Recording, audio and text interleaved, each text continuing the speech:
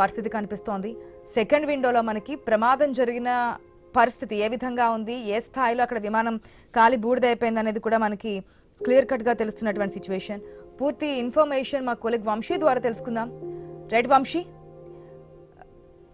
ఆశ, మీరు చెప్పినట్టుగా మహారాష్ట్రలో అజిత్ పవార్ మరణంతో తీవ్ర విషాద ఛాయలు అయితే అలుముకున్నాయనే చెప్పాల్సి ఉంటుంది. ఇక మహారాష్ట్రలో ఈ రోజు విమాన ప్రమాదంలో ఆ రాష్ట్ర ఉప ముఖ్యమంత్రి అజిత్ పవార్ దుర్మరణం చెందారనే వార్త మహారాష్ట్ర వాసులనే కాదు దేశ రాజకీయాల్లో కూడా ఒక రకంగా కీలక వ్యక్తి.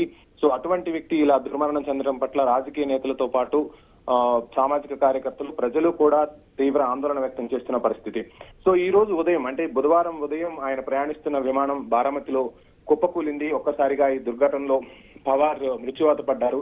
పవార్ ప్రస్తుతం ఆయన వయసు 66 సంవత్సరాలు. ఇక ఆయనతో పాటు ఆ విమానంలో ప్రయాణిస్తున్న పవార్ సిబ్బంది, అదేవిధంగా విమాన సిబ్బంది కూడా ప్రాణాలు కోల్పోవటం ఒక రకంగా అందరినీ కలిచివేస్తున్న పరిస్థితి. జిల్లా పరిషత్ ఎన్నికల ప్రచారం నిమిత్తం ముంబై నుంచి బారామతి వెళ్తున్నారు. బారామతితో ఇక పవార్ కు ఏ విధమైన అనుబంధం ఉందో ప్రత్యేకంగా చెప్పనక్కర్లేదు. తన రాజకీయ ప్రస్థానం మొత్తం కూడా అక్కడి నుంచే కొనసాగింది. అక్కడి ప్రజలకు ఆయన మాటే ఒక శాసనం. సో అటువంటి బారామతికి వెళుతున్న సమయంలోనే తమ ప్రియతమ నేత ఇంత దుర్మరణం చెందటం పట్ల అక్కడి ప్రజలు కూడా దిగ్భ్రాంతి వ్యక్తం చేస్తున్న పరిస్థితి. ఈ రోజు ఉదయం 8:45 అయితే ఈ ఘటన చోటు చేసుకుంటున్నట్టుగా చెప్తున్నారు. ఇక మనకు అందుతున్న లేటెస్ట్ అప్డేట్స్ ప్రకారం చూస్తే ఆశా సాంకేతిక లోపం కారణంగానే ఈ ఘటన చోటు చేసుకునేదైతే ప్రాథమికంగా అంచనా వేస్తున్న పరిస్థితి. ఇక ముంబై నుంచి విమానం బారామతికి బయలుదేరిన తర్వాత అంటే 1 గంట విమానం అయితే మంచిగానే ప్రయాణించింది, ఎటువంటి సాంకేతిక లోపం లేదు. కానీ గంట తర్వాత విమానంలో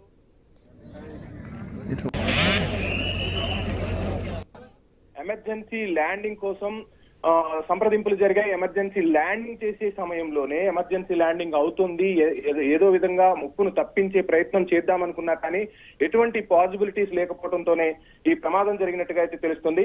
ఒక్కసారిగా విమానం ల్యాండింగ్ సమయంలో అదుపు తప్పిపోవటం, ఆ వెంటనే భారీగా మంటలు చెలరేగిపోవడం జరిగిపోయాయి. ఇక ప్రమాద తీవ్రతకైతే ఆశ విమానం 2 ముక్కలైనట్లుగా కూడా ప్రస్తుతం మనకు అందుతున్న లేటెస్ట్ అప్డేట్స్ ని బట్టి తెలుస్తుంది. ఇక విమాన ప్రమాదంపై డీజీసీఏ కూడా స్పందించింది. విమానంలో ఇంత ప్రమాదం జరిగిన తర్వాత ఎవరు బతికుండే అవకాశం లేదనైతే డీజీసీఏ స్పష్టం చేసిన పరిస్థితి. అజిత్ పవార్ తో పాటు 2 వ్యక్తిగత సిబ్బంది, 2 విమాన సిబ్బంది కూడా ప్రాణాలు కోల్పోయినట్లుగా డీజీసీఏ అయితే స్పష్టం చేసిన పరిస్థితి. ఇంకా అజిత్ పవార్ 1959 జూలై 22న జన్మించారు. ఆయన తండ్రి అనంతరావు పవార్ సీనియర్ రాజకీయ నాయకుడిగా కూడా చెప్తారు.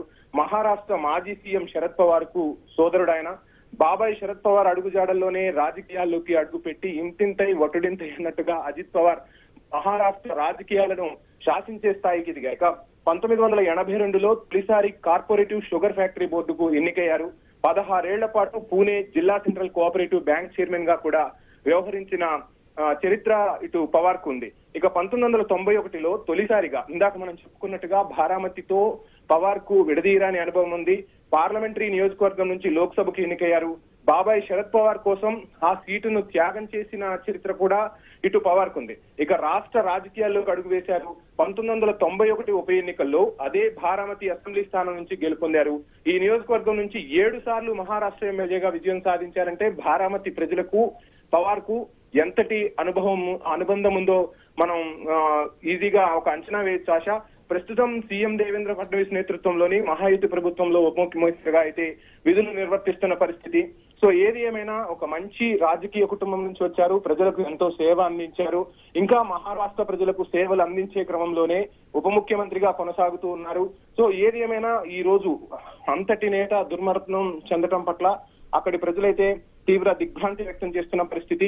సో అసలు మీరు చెప్పినట్టుగా అసలు ప్రమాదానికి కారణం ఏంటి, ఆ బ్లాక్ బాక్స్ లోనే నిక్షిప్తం అవుతాయి. ఆ బ్లాక్ బాక్స్ లభిస్తే కానీ పూర్తి వివరాలు అనేది మాత్రం తెలిసే అవకాశం అయితే లేదు. ముందుగా డీజీసీ అయితే స్పందించి ఇంతటి ప్రమాద తీవ్రతను అంచనా వేయటం అంటే ఎక్కడా కూడా అంటే ఎమర్జెన్సీ ల్యాండింగ్ సమయంలో ఖచ్చితంగా ల్యాండ్ అవుతుంది. డీజీసీఏ నుంచి ఆదేశాలు వచ్చిన తర్వాత శరద్ పవార్ బ్రతికి బట్ట కడతారు అనుకున్నప్పటికీ కానీ ఎక్కడా కూడా అవకాశం లేకపోవడంతో పైలట్ చాకచక్యంగా వ్యవహరించినా ఎక్కడ కూడా అవకాశం లేకపోవడంతోనే ఇంతటి విపత్తు సంభవించినట్టుగా అయితే చెప్తూ ఉన్నారు.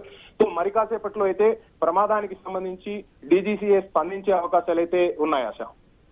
Right Vamshi, thanks for the update. అసలు ఆ బ్లాక్ బాక్స్ లో ఏముంది అనే విషయం తెలిసిన తర్వాత మనకి పూర్తిగా ఒక అవగాహన వచ్చే అవకాశం ఉంది.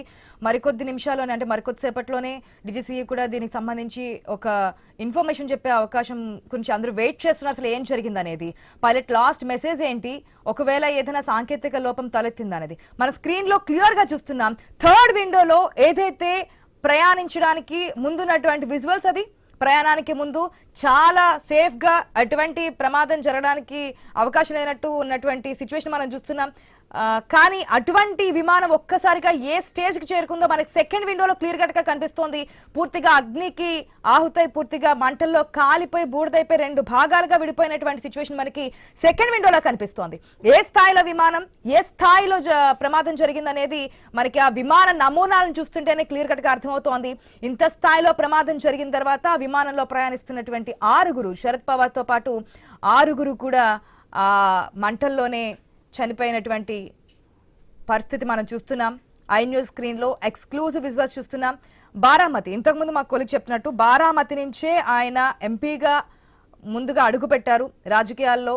1991లో ఎంపీగా, 7 సార్లు ఎమ్మెల్యేగా ఎన్నికయ్యారు. మహారాష్ట్ర రాజకీయాల్లో ప్రముఖ వ్యక్తి అని చెప్పొచ్చు, ప్రముఖ రాజకీయ నేత అని చెప్పొచ్చు అజిత్ పవార్. అనేక ప్రభుత్వాల్లో మంత్రిగా కూడా పనిచేశారు. అలాంటి బారామతిలో బహిరంగ సభలో పాల్గొనేందుకు వెళ్తున్నటువంటి తరుణంలోనే ఇటువంటి ప్రమాదం జరిగింది. ఇంకాస్త సేపట్లోనే, అంటే కొద్దిసేపట్లోనే ల్యాండ్ అవుతోంది. మనం బహిరంగ సభలో పార్టిసిపేట్ చేస్తాము, జిల్లా పరిషత్ ఎలక్షన్స్ జరుగుతున్నాయి కాబట్టి ఈ సభలో పార్టిసిపేట్ చేయడానికి వెళ్తున్నారు కాబట్టి దానికి సంబంధించినటువంటి ప్రణాళికలు రచిస్తున్న సమయంలోనే ఎవరు ఊహించని విధంగా ఒక్కసారిగా విమానం క్రాష్ అవ్వడం, మంటల్లో విమానం కాలిపోవడం, అజిత్ పవార్ ఇక లేరు అనే విషయము మనం చూడాల్సి వస్తుంది. పూర్తి అప్డేట్స్ మా ప్రతినిధి స్వామి ద్వారా తెలుసుకుందాం. స్వామి, ఇప్పటి వరకు అయితే విమానం ప్రమాదానికి సంబంధించి అజిత్ పవార్ తో పాటు 6 కూడా ఈ ప్రమాదంలో మృతి చెందారని తెలుస్తోంది, డీజీసీఏ ప్రకటించింది. కానీ ఎందువల్ల జరిగింది ఏంటి అనేది అయితే ఇంకా రాలేదు. బ్లాక్ బాక్స్ లో ఏముంది, పైలట్ లాస్ట్ మెసేజ్ ఏంటి అనేది కూడా ఇంకా క్లియర్ కట్ గా ఏమీ అధికారికంగా బయటకు రాలేనటువంటి సిచ్యువేషన్ కనిపిస్తోంది. ఎంతసేపట్లో మనకి ప్రమాదానికి సంబంధించి ఒక క్లారిటీ వచ్చే ఛాన్స్ ఉంది? రాజకీయాల్లో తలపండిన నేతగా దేశ రాజకీయాల్లోనే సీనియర్ నాయకులు అయినటువంటి శరద్ పవార్ సోదరుడు, శరద్ పవార్ కి మొదటి నుంచి రాజకీయంగా అన్ని రకాలుగా అండదండలుగా ఉన్నటువంటి అజిత్ పవార్ ఆ మధ్య 2 సార్లు తన అన్నను విభేదించి పార్టీలో స్ప్లిట్ తీసుకొచ్చారు.